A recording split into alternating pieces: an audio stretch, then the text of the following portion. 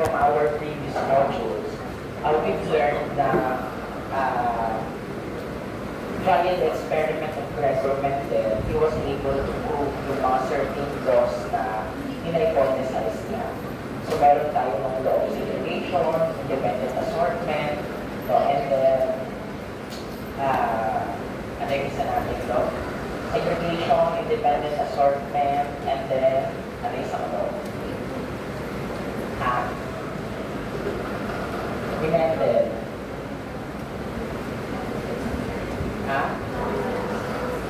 Law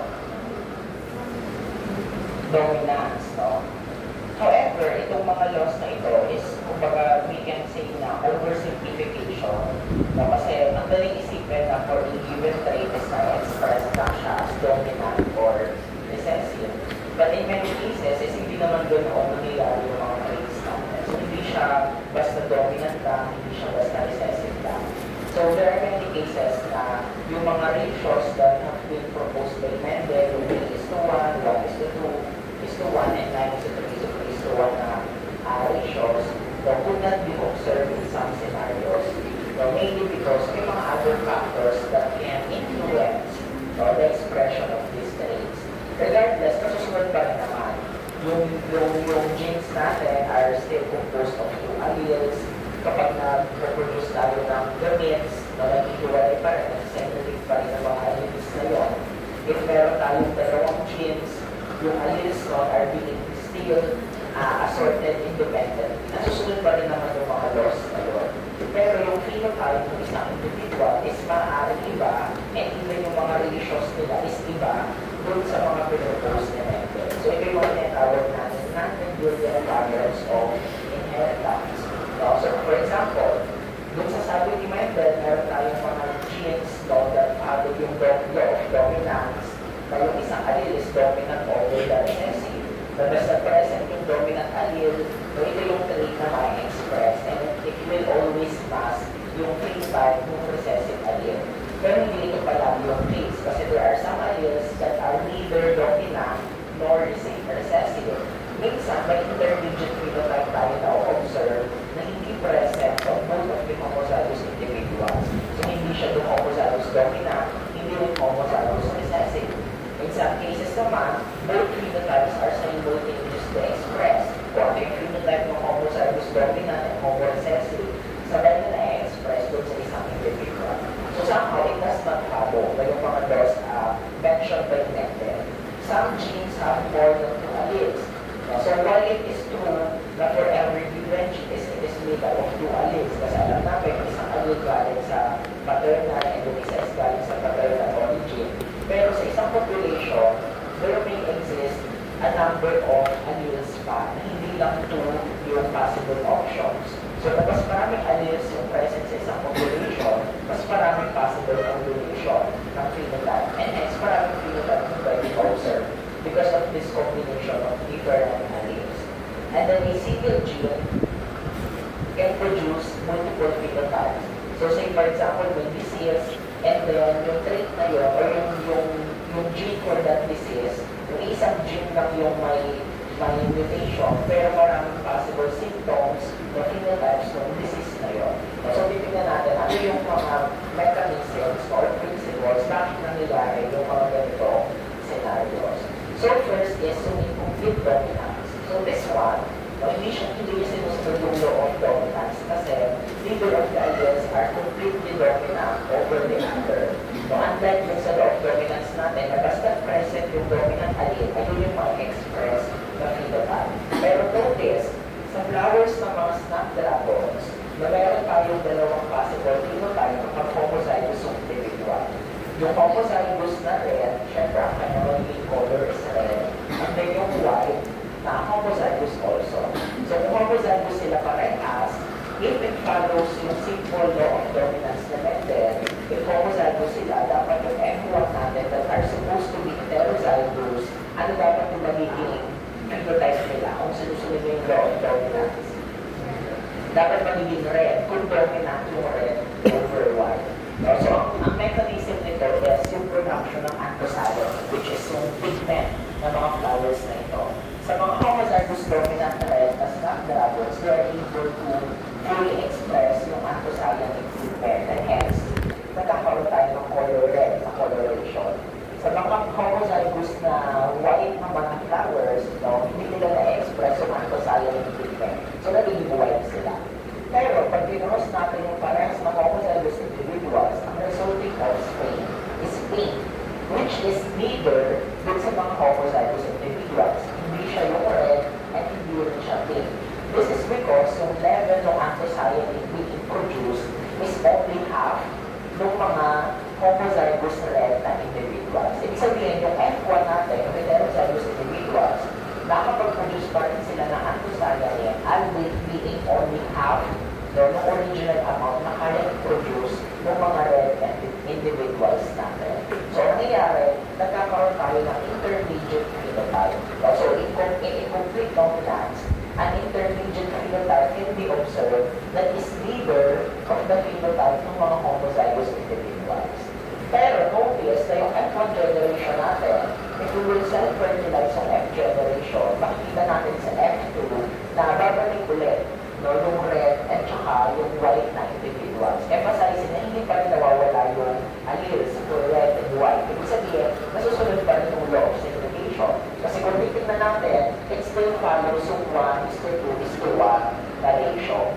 1 out of 4 is homozygous for red, 2 out of 4 is heterozygous, pero instead na express na is yung dominant trait, ang na-express na is an intermediate phenotype, which is yung pink. And still 1/4 pa rin yung pink na individual, ay yung white na individual. Another example is yung sa Tay-Sachs disease. So we've learned dun sa discussion natin ng mga cell structures na ang Tay-Sachs disease nangyayari if there's an absence dun sa hexosaminidase A na enzyme sa lysosome. So this is a lysosomal storage disease. Sa Tay-Sachs disease, na kung makita natin is autosomal recessive ang kanyang factor. Ano nga ulit pag autosomal recessive? Sino yung mga affected individuals natin pag autosomal recessive? Yung mga homozygous recessive, diba? Sila yung mga affected individuals. So yung homozygous dominant, so ito yung mga unaffected, they are able to synthesize, produce 100% functional XA. So meron silang 100% na XA enzyme. So okay yung mga lysosomes nila. Yung mga affected individuals, kasi ito yung autosomal recessive, syempre wala silang na-produce na functional XA, and hence, nag-manifest yung trait. And then, dahil autosomal recessive ito, meron tayo mga carriers, which are basically yung mga heterozygous individuals natin. Sa mga heterozygous individuals, wala silang symptom noong Tay-Sachs disease. And if we will examine the amount of functional enzymes that they can produce is only half of the functional enzymes that those normal individuals produce. So 50% lang ng functional XA yung kanila na produce. So in short, in terms of the enzyme production, yung phenotype kasi, it depends kung anong criteria ng phenotype na tinitignan natin para masabi natin siyang dominant or recessive. What I mean is, yung phenotype is maaaring maraming factors na hindi lang at iisang angle natin siya pwede i-view. Kung i-view natin siya in terms of symptoms, i-follow yung law of dominance. Kasi yung homozygous dominant and heterozygous is mga unaffected individuals. Kung viewpoint natin is yung symptoms being expressed. Pero kung tingnan natin is on the perspective of the functional XA being produced, makikita natin na hindi nito sinusunod yung simple law of dominance. Simply because yung mga heterozygous individuals is an intermediate phenotype. Intermediate is neither of the homozygous individuals. Hindi 100% reproduction, hindi rin naman complete absence or 0%. Still, enough yung 50% na yun to continue yung normal metabolic functions ng lysosomes, and hence, hindi na-express pala ng symptoms na yung mga carriers. So, in complete dominance, makikita natin sa carrier individuals ng Tay-Sachs disease, specifically sa XA production. Another example is yung familial hypercholesterolemia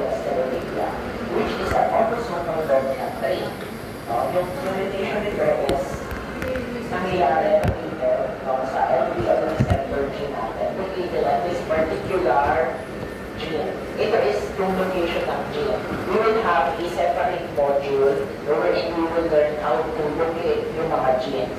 Pero pag may nakikita kayong ganyan, it implies yung location ng genes. Specifically, makikita na natin siya sa 19th chromosome, sa PR. PR ng 19th chromosome, region 1, band 3, sub-band 2. So pag-aaralan natin yan, how to locate locations of genes. So balik tayo, si hypercholesterolemia is an autosomal dominant trait. So ibig sabihin, yung mga homozygous dominant at saka mga heterozygous, parehas sila affected. Tama? In hypercholesterolemia is yung mga individuals being affected is lacking yung kanilang LDL receptors sa liver, which are important kasi they are the ones na kailangan para maalis yung excess na LDL sa blood natin. So if wala yung mga receptors na yun, there will be an elevated na cholesterol sa blood natin. And then syempre, yung mga unaffected individuals that are autosomal dominant ito, sila ngayon ay yung mga homozygous recessive. So kung titignan lang natin in terms of the symptoms ng mga autosomal dominant, maaaring hindi follow yung complete dominance kasi dominant, yung allele niya, makikita natin ay yung homodominant and heterozygous are both affected individuals. But if we will take a look dun sa number of receptors, specifically, present sa liver nila, makikita natin sa normal liver, syempre complete 100% meron tayong functional LDL receptors. Sa mga homozygous dominant, complete absence, wala nang makikita ni isang LDL receptors. Whereas sa mga heterozygous, affected din ito, pero makikita natin na half lang yung number of LDL receptors present sa liver nila. So ito is merong 100%, meron ka 100% or complete na LDL receptors. Dito, ay baliktad, sorry, ito pala affected, 0% yung homodominant. Ito yung 100%, meron tayong LDL receptors.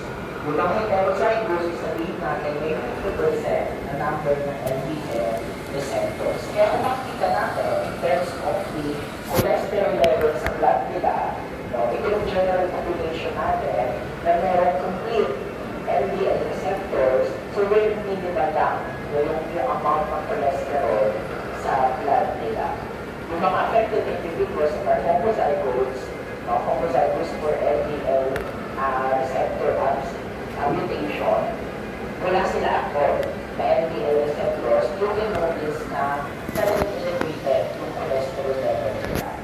Yung mga heterozygous, kung makikita natin as an intermediate phenotype, elevated yung cholesterol level nila compared sa general population, but not as much as dun sa mga individuals that completely lacking yung kanilang LDL receptors.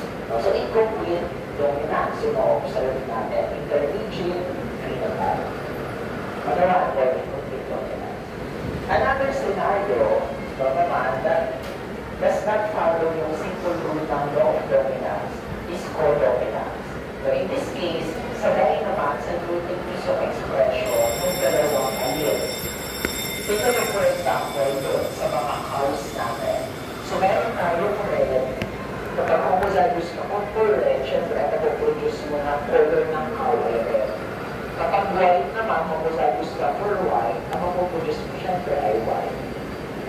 If we cross them, the both of these homozygous individuals, ang mag-produce natin ay heterozygous.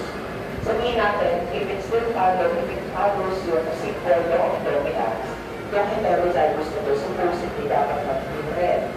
But ang nakita natin is a pro-1, which is white cow na merong spots in red. Simultaneous yung expression. So meron kang allele for being red, may allele kang for being white, and at the same time na may express parehas yung allele na yun. Yung alleles na yun, yung red and white, producing yung phenotype na pro-1. So nakikita natin at the same time yung phenotype ng mga homozygous individuals. So yun naman yung ating dominance. Compare natin sa incomplete dominance. Sa incomplete dominance, yung mga heterozygous is neither yung mga homozygous individuals, hindi nakita yung phenotype ng homozygous individuals sa mga heterozygous. Sa codominance ay nakita natin, sabay nyo nakita yung phenotype ng mga homozygous individuals doon sa heterozygous individuals. Another classic example ng codominance is blood type. Yung blood type A, so kapag syempre pag homozygous na for blood type A, ikaw ay blood type A. Kung hetero ka na A-O, magiging ka pa rin blood type A.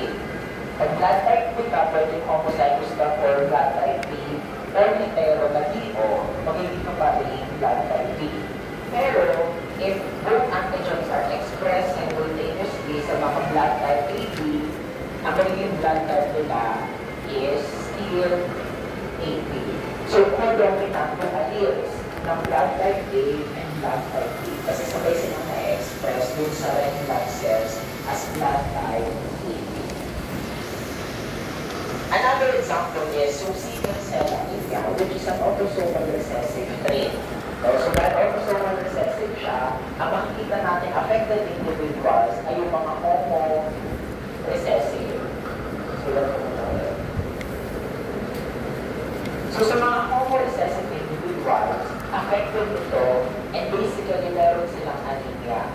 Yung nangyayari because the red blood cells, yung shape ng red blood cells nila, instead of yung typical and normal na round to oval shape na red blood cells, no, ang red blood cells nila is sickle shape. No, kasi abnormal yung beta-globin, no, abnormal yung structure ng red blood cell. And because of the sickle shape cell ng RBC, hindi niya na nalalampanan ng enough yung function na to carry and transport oxygen. So, nagiging anemic yung mga individuals natin. So, yung mga homo-recessive, na meron silang anemia caused by the sickle-shaped red blood cells. And kung titignan natin yung red blood cells nila under the microscope is puro sickle-shaped. Sa mga healthy individuals naman na homo-dominant, syempre ito is healthy or normal individuals. So, lahat ng kanilang red blood cells is yung normal na round to oval shape. Ito homo-recessive is sickle shape. Sa mga heterozygous, dahil meron siyang allele na nag-express ng normal, at meron din siyang allele na nag-express ng sickle shape, makikita natin sila na pareha sa red blood cells nila may normal and then meron din sickle shape na red blood cells. So their alleles are said to be codominant. So ito mga ito, maaaring in some cases is medyo anemic, pero not as much as anemic. Kaya nito wala talagang normal na shape na red blood cells. So sabay yung expression in terms of the structure shape ng red blood cells. Another example is so alpha-1 antitrypsin deficiency. So si AAT is an important compound being synthesized by our body and pinadala siya sa lungs natin, mainly to protect our lungs from infection, from substances that may irritate and harm yung lungs natin. So ibig sabihin, kung wala tayong AAT sa lungs natin, very prone sa diseases yung lungs natin na it may lead to emphysema, cirrhosis, or in more severe cases, it may lead to liver failure also. So ngayon, dahil sa mutation, this is autosomal recessive, makikita natin yung codominance dun sa mga heterozygous individual. So yung mga, syempre yung mga homozygous individuals, so they can produce yung AAT nila with AAT, they can produce yung AAT enzyme. Yung mga homo-recessive, syempre is wala silang AAT. Ngayon, makikita natin yung codominance kasi sa mga heterozygous, yung isang allele nila nagpo-produce ng AAT. Pero yung isang allele nila is may mutation. Ngayon, yung severity ng sakit may depend on the level of severity ng mutation. Kasi anong maaaring mangyari? Pwede siya is complete absence. So absent talaga yung enzyme and hence wala siyang napoproduce. Pwede namang present pero insufficient. Nakakapag-produce siya pero insufficient. Pero kulang yung AAT na napoproduce niya. Or pwede nakakapag-produce siya, kompleto okay yung level, pero abnormal naman yung structure. Pag mali yung structure, mali yung function, no, hindi na magalampanan yung whole night. Sure, wala pa rin magagawa. Wala pa rin siyang saysay dun sa katawan natin. No? So sa mga heterozygous individuals, sa tayo nag-express ng AAT protein, yung parehas na alien. Ito is normal. Kompleto yung okay level, or yung structure, function, pero ito is by mutation na maaaring absent, insufficient, or abnormal yung protein na nasa-synthesize niya. Kaya nakita natin dito sa graph, no, na maaaring iba-iba yung severity ng sakit. For example, ito, yung M, ito yung alleles na normal ang production. Sa individual, yung S is speaking na variant. Ay, wait, ba? Ito ay insufficient na variant. Ibig sabihin, itong alleles na ito, nakakapag-produce naman ng AAT, pero insufficient amount. So, kulang. And then yung Z na allele is speaking na variant. So, walang problema sa volume or sa concentration, pero abnormal kasi yung structure ng protein, and hence, instead na yung normal na AAT, ang nagagawa is speaking na variant na it may cause them symptom dun sa individual. And then yung non is complete absence. So, ito ay absent na protein. Then, makikita natin, syempre, sa mga normal individuals that are homozygous, yung with AAT, homozygous dominant ito, sila ay may normal levels na AAT. And then, tingnan natin ito yung may isang normal allele, and then merong isang insufficient allele. So, makikita natin is relatively lower yung AAT production nila as compared sa completely healthy individuals. This one is parehas, homozygous recessive, no, na sticky, ay insufficient variants. No? So, talagang circumvent ang kanilang AAT level. This one, normal, and then sticky, na variant. This one is insufficient, and then sticky. Ito is parehas na sticky, and then parehas na absent. So, ito yung mga severe cases na mga complete na homo-recessive. Pero makikita nga natin yung predominance sa mga heterozygous individuals. So, nag-vary yung kanilang severity ng symptom, depende dun of course sa severity ng sakit ay ng relational alleles. Another one is yung cystic fibrosis. No, autosomal recessive po ito sa cystic fibrosis. So, nabanggit natin ito dun sa cell structures natin, no? May relation, no, dun sa CFTR gene natin na necessary para sa normal na transport ng mga ions sa epithelial tissues natin. So, kaya makikita natin sa mga heterozygous individuals na maaaring may variation dun sa symptoms na nararanasan nila. This one, parehas ng alleles is merong severe form ng mutation. Ito yung autosomal recessive. So, ito yung mga homo-recessive individuals. Ito is homodominant individuals. Ito makita is heterozygous. Pero ito yung mga heterozygous na evaluate yung symptoms nila depende din sa severity ng sakit. So, ipasok na natin dito yung concept na expressivity.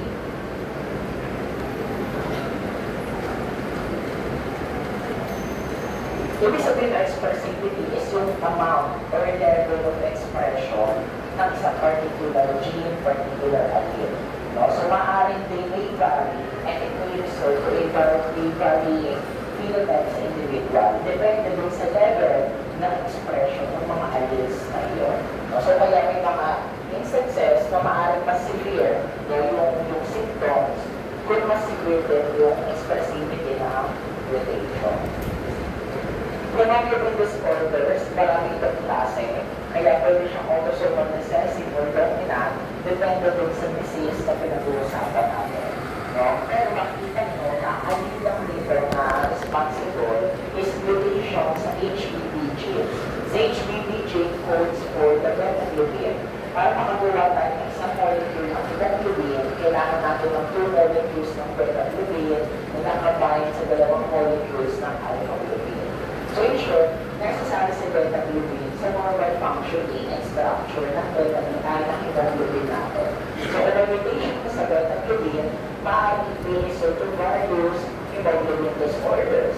Yung gaya ng sickle cell nag-give na natin kanina earlier sa example, beta-thalassemia, kapag sa beta-thalassemia naman, not enough hemoglobin na nag-produce. So, less din yung oxygen that are being transported sa katawan natin. And another oxygen transport disorder na may mali sa structure ng hemoglobin, kaya it is also not able to carry and transport enough oxygen. So, ganun din naman yun. Yung heterozygous individuals, makikita natin yung autodominance ng mga alleles nila resulting to various expressivity ng mga symptoms natin. So, sa mga heterozygous, yung isang allele is maaaring normal functioning and yung isa is by mutation. Pwede again, absent, insufficient, or abnormal yung kanyang ina-express na phenotype. Hemophilia. So, si hemophilia naman ay X-linked recessive. Balikan na natin yung X-linked recessive. Pag X-linked recessive, ibig sabihin, ilang X chromosome yung kailangan natin para ma-express yung trait. Dalawa. Specifically sa mga babae. Pero pag sa lalaki, yung isa lang ngayon is enough na para maging affected yung individual. Si hemophilia is a blood clotting disorder. So, kapag may sulat, gaya ng clot yung dugo, so pwede kapag severe cases, it will lead to excessive blood loss. So, it results in my mutation type of either of the two genes, or si XQ28 or XQ27.1. Each of them kasi encodes an important coagulation factor sa coagulation cascade natin. Meron ba kayong fusion? Diba sa fusion, para mag-collect yung dugo natin, series of cascade na na-activate yung mga coagulation factor. So, wala dapat ma-activate yung isang factor, and then that activation of that factor leads to the activation of another factor, and so on and so forth. Cascade siya. Hanggang yung endpoint is yung activation, if I put in the gel, yung alpulin, which forms yung clot ng dugo natin. So, ibig sabihin, if may missing na coagulation factor dun sa cascade, hindi mag-clot yung dugo at the end ng cascade natin. So, pwede ang missing is si factor 8 or si factor 9. Either of them mag-cause na hemophilia. So, yung codominance, makikita natin sa mga carrier females kasi sila yung pwede so ito ay normal and then meron sila affected na X chromosome. So yung isa nilang X chromosome, okay, nagsisecrete siya ng factor 8 or nag-express ng factor 9. Pero yung isa nilang X chromosome is pwedeng absent, insufficient, or pwedeng abnormal. So may mutation ng X chromosome nila. So codominant, again, kasi isang X chromosome, nag-express din, and then yung may mutation ng chromosome, nag-express din, simultaneous yung expression. So kaya again, makikita ulit natin yung varying levels of expressivity. No, kahit nga yung mga may individuals na may same phenotype, makikita ko is nag-iiba yung level ng clotting ng tissue nila. Kasi different nga yung sa Yung dominance sa example, codominance tapos example. Marfan syndrome.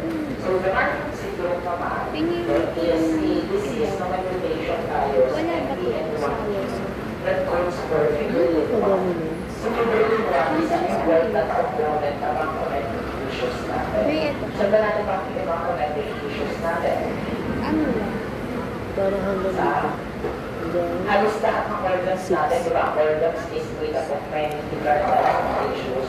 So, important siya sa bones, sa muscles. Pero pwede na ako, nakopya mo ito, nakopya mo So, ito. meron tayong mutation sa figure din Wala, nakopya mo ito. maaaring by formation, and abnormality dun sa mga connective tissues natin. So, kaya dito, autosomal dominant, makita natin yung symptoms, yung codominance, yung again, disability ng symptom, so, yung mga mayroong Marfan syndrome. Ayan. So, to summarize yung incomplete dominance and codominance, sa incomplete dominance, wala tayo makikita complete dominant na trait. Kasi, ang intermediate phenotype is instead being observed dun sa mga heterozygous individuals that yes, ang kanilang phenotype is neither of the homozygous parents. Sa codominance, ano nakikita natin? Simultaneous expression, parehas natin na observe yung phenotype ng mga homozygous individuals. No? So, sa incomplete dominance, the offspring do not show the parental phenotype. Pero sa codominance, the offspring shows the parental phenotype simultaneously being expressed. And then another example ng non-material pattern of inheritance or trait is yung multiple alleles. So sabi natin before, and this was also hypothesized and proved by Mendel, yung for every given trait is meron tayong gene responsible for that. And each gene is comprised of two alleles. Yung isang allele galing kay mother, and then yung second allele galing kay father.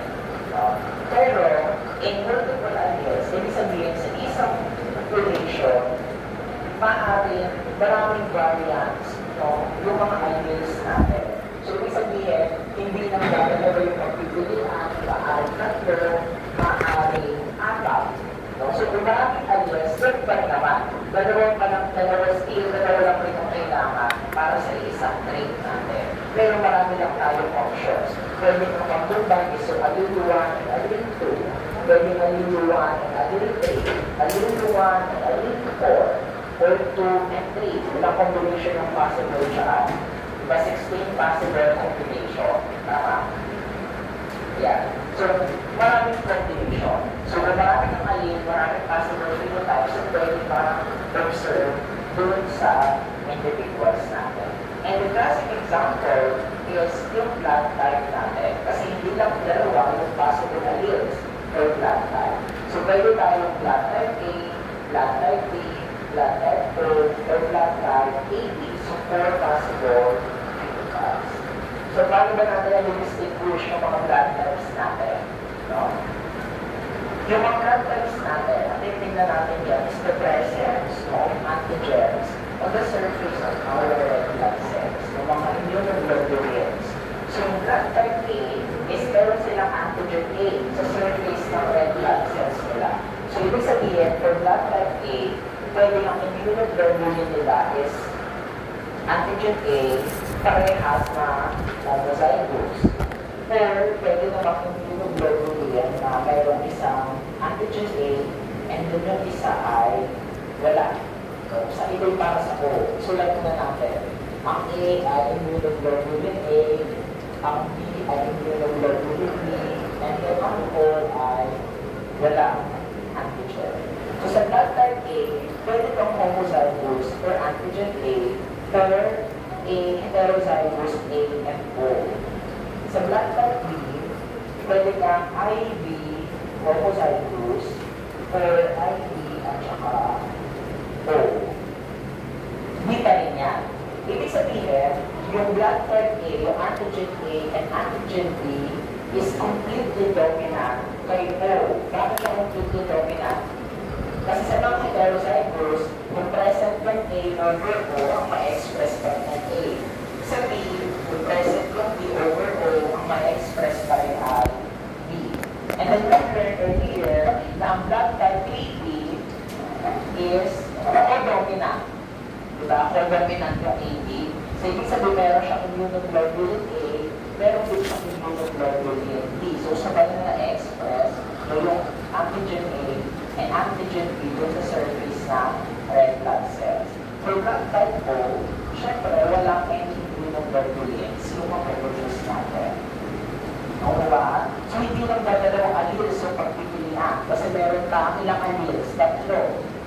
Yung isa ay immunoglobulin A, immunoglobulin B, and then yung wala, which is for blood type O. So ang combination natin, pwedeng homo A, hetero A, so AO, ito ay AA, ito ay AO, ito ay BB, homozygous, ito ay hetero B, BO, ito naman ay AB, and then ito ay homozygous for O. So ilan yung possible phenotypes? Apat, A, B, AB, and then O. Ang possible genotypes, 1, 2, 3, 4, 5, 6 possible combination.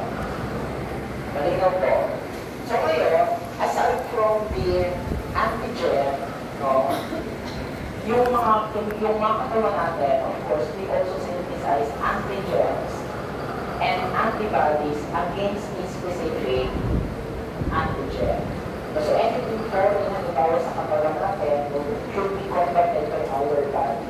And we don't try to eliminate this foreign body. So yung mga blood type AB ay blood type A sa pagdulog ko.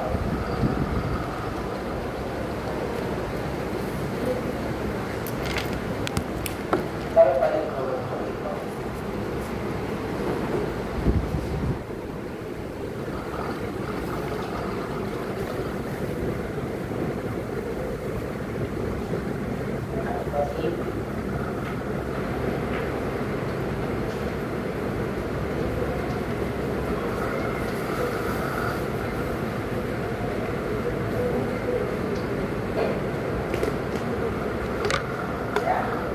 So for blood type A, meron din sila antibody. Ano antibody na meron sila? Antibody B. So, sa blood plasma nila. Yung ibig sabihin, yung red blood cell nila ay antigen A sa surface ng red blood cell. And then meron silang antibody B sa blood plasma, which is to counteract yung antigen B ng mga blood type B. Sa blood type B, meron sila na bang antibody? Ano antibody? A, which is yung opposite ng antigen B present sa blood type B, which counteracts yung antigen A ng mga blood type A. Sa AB, ano naman yung antigen antibody ang meron sila? Wala dapat, no? Kasi present parehas yung antigen A and B natin. So ito ay no antibody. Yeah. And then for blood type O, ano meron sila? Antibody A and B. Oh, so, for the AB o blood type, meron tayong two genes responsible for that. Isang gene that codes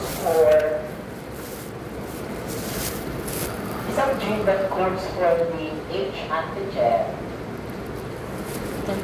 So, sabihin natin ito ang H gene.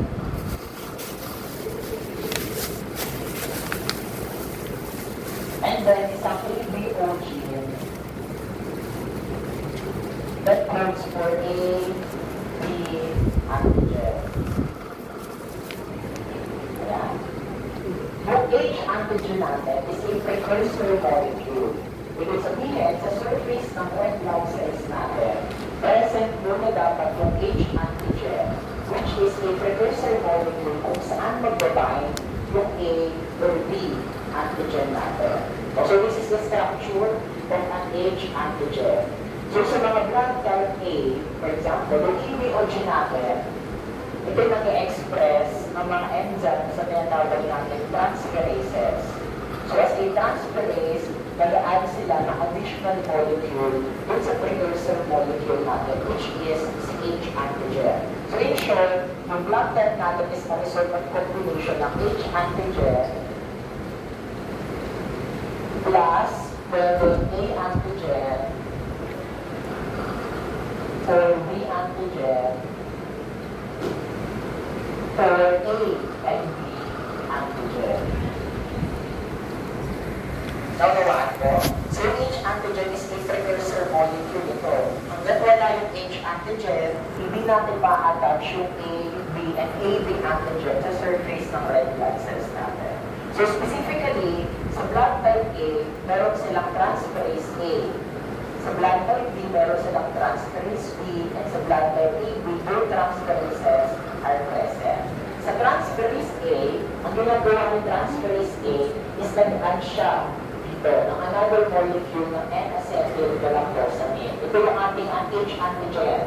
Ito lang yung components ng H antigen. Ang ginagawa ni transferase A sa blood type A, nag-add siya ng another molecule ng N-acetyl-galactosamine, resulting to the A antigen. Ito pa rin ang H antigen natin kasi precursor molecule siya. So ang A antigen results from the H antigen plus that extra molecule of N-acetyl-galactosamine.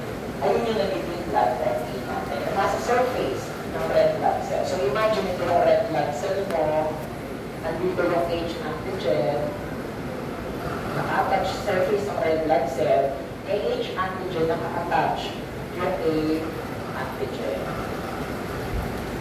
Manulaan? Sa E antigen naman, meron naman silang transferase B. Ginagawa naman yung transferase B, ang ina-add niya is extra molecule of galactose. So, meron sa kanila is red blood cell mo, yung H na may naka-attach na B antigen, resulting to blood type B. Sa mga blood type AB naman, syempre dahil overdominant yung A and B, ibig sabihin parehas silang nag-express ng transferase A and transferase B. Ang nangyayari, both antigens are expressed. Meron siyang H antigen na meron A, and then meron siyang H antigen na meron B, na meron B antigen. Mabawaan ko na ako sunod. Okay. And then syempre, we have the blood type 2, na nawala silang any of the two transferases. So, walang additional molecule dun sa H antigen. So, in short, kung meron lang sa surface ng red blood cells, sila ay H antigen lang. Mabawaan ko. Questions? Ito ko. Nasusundan? Parang lumpay sa buhay. Naunawaan ko ba? Ayan. So, alam ito, meron na yung na-research sa different blood types, no? Na meron tayo, blood type A, B, E, B, and then O. So, syempre, depende sa blood type natin, yes, nakasalalay doon, ano yung pwede natin i-receive and then i-donate. So, syempre, bawal magsama yung parehas na meron antigen and antibody against that particular antigen. So, kung ikaw ay blood type A, bawal ka mag-receive ng blood type B kasi meron siyang antibody A. Yung antibody A, counteract na yung antigen A, magkaka-aggregate yung blood natin. So, ano mangyayari dapat? Ayan. Ang prayer natin is sent to be as universal donor. Dapat is another universal donor. Wala siyang any antigen present. And ang ating universal recipient ay sino universal recipient natin? Si AB, kasi wala siyang kahit ano antibody. Ibig sabihin, safe to be donated with blood type O kasi wala namang antigen na present yun. And safe to receive si blood type AB ng any blood type kasi wala naman silang kahit anong antibody. Mag-counteract sa mga blood types. Ayan. So, gano'n din, kung nagawa tayo ng Punnett square, we may identify ano yung magiging blood type ng mga anak natin. So, suppose, for example, ang parent mo ay heteroform A. Yung I A, na hetero yung mother mo, and then yung father mo naman supposedly ay heteroform B. Ano yung mga possible genotypes and phenotypes na makikita natin? Magkakaroon sila ng anak na I A, IB, so ito yung blood type AB, ito ay blood type B, ito ay blood type A, and then ito ay blood type O. So when A at B, yung mother and father ninyo, and then nagkaroon sila ng anak ng blood type O, ibig sabihin, heterozygous for A yung isa, heterozygous for B yung isa. Kasi kung homozygous yan, pag homozygous, ano mangyayari? Ito yung homozygous A, ito yung homozygous B. Ano lang possible combination natin? Kabigilan lahat na AB lang. So assignment, gagawa kayo ng pedigree ng blood type. Ito is, ginawa ko lang yung simple portfolio para lang ma-identify ko. Ito sa akin. Ako kasi is blood type B. Yung sumunod sa akin blood type A, and yung bunso natin is also blood type B. So paano ko nasabi na heterozygous ako for B? Kasi si mother ay si father ay, ano ba yung bata? Blood type A, and then si mama ay blood type A din. So kung blood type A, AB pala si tata. Si tata ay blood type AB, parang square natin. AB si tata. Si mama ay AB. Pero, paano ko nasabing hetero si mama?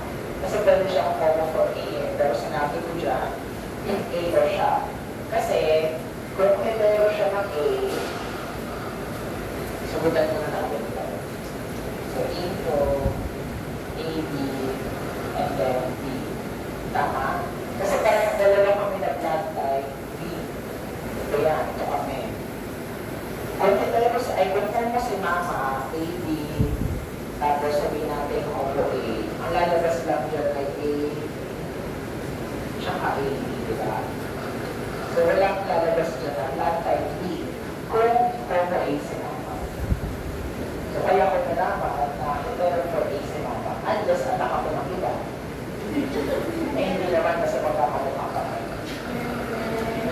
Hindi natin na, pwede naman kasi work ako para mag-condition ba. So, AB and then, so, ganyan, nanawarin kayo. So, i-figure out yung blood type ninyo. Pero the next experiment natin next week is mag-blood typing tayo. So, magdala. Ha? Kahit simula sa parent ninyo, yung parent, kahit ibang parent, yung grandparents is pero nung may identify, kumara si Papa is AB siya. So ano ba yung pwedeng genotype sa kanila gusto sa AB? Ibig sabihin, dapat may A dun sa father at saka B dun sa mother na. So pwede nang i-figure out yun.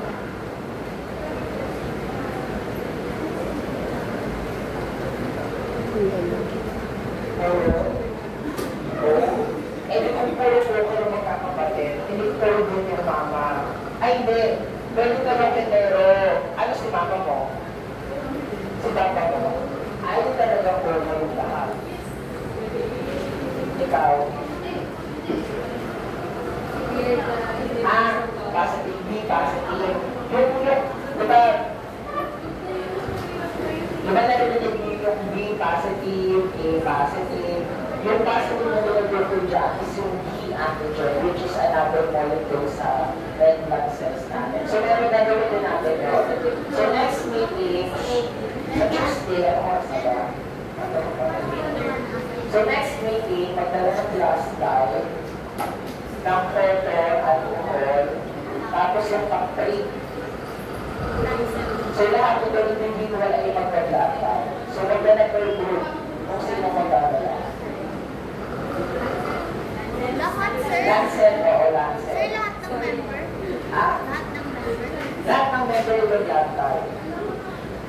Kasi dun sa lab manual ninyo, ayan o, may computation dyan eh. Papakita natin ilan yung blood type, A, B, A, B, and O sa buong class.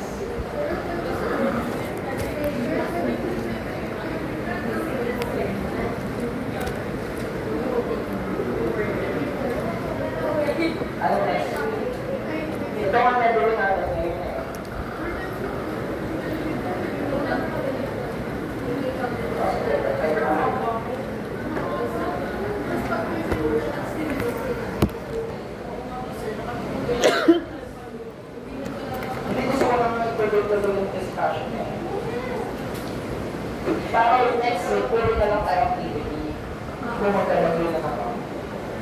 Sir, group assignment na lang yung sa bata. Group assignment yung Yung sa lab man. akalin ko, hindi, individual na. So ganito, kung hindi dala kayo ng manual, assignment sa budang ito, para check natin next meeting. Para mag-discuss na lang ngayong araw, kasi proactive tayo next week. Sa lab manual, open yung lab manual, page 58 to 60, sa budang ito, assignment. Check out po natin next meeting. Ito yung mitochondrial lab, ito sa doctor, page 62 to 63. Assignment yan ha. Sir, ano Tapos, page gagawin natin sa Tuesday, the multiple against and further. Sir, 58 to 60 lang po yung Yung sa activity, 58 to 60, tapos may sumunod pa, 62 to 63. Dalawang activity yun. Assignment. Yung mga may lab manual na yun, pwede na kumpisahan para mapagawa kayo. And ang gawin nyo lettering per group, Lancet, alcohol, cotton. Kung gusto nyo yung last lunch, kung gusto nyo merong band-aid after, magdala rin ng band-aid. Ito yung pinawin ko, gusto mo lang mag-setting band-aid.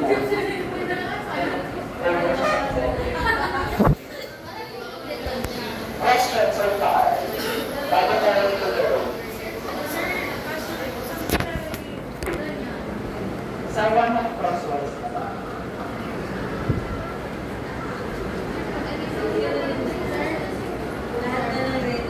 Re-review na naman. Re-review na naman. Hindi na dapat ng necessity. Ito sa inyo. Nakadepende siya. Oo, nakadepende din sa client. Hindi siya palagi. Class, yung sa binomial na yung di ba yung binomial problem na yung P plus Q, yung P at Q is nakadepende doon sa probability ng event. Hindi yun palagi 0.5. Kung ito siya na necessity na yung bawa, na 25% ang affected, 75% ang affected. Yung ang P mo ay 0.25. Ang Q mo, 0.75, diba? Kung ito sa dominant yan, nagiging 0.5 to 0.5. Kung X-link dominant, nag-iiba rin yan. Depende na sa mga. Mamaya, sa ano next week na. Tuloy, tapusin ko na. Kasi mamaya yung mag-review na. Hanggang dito yung... Ano na talagang paaga, no? Bulong kita sa next week. Pero ang ganda lang, sir. Ha?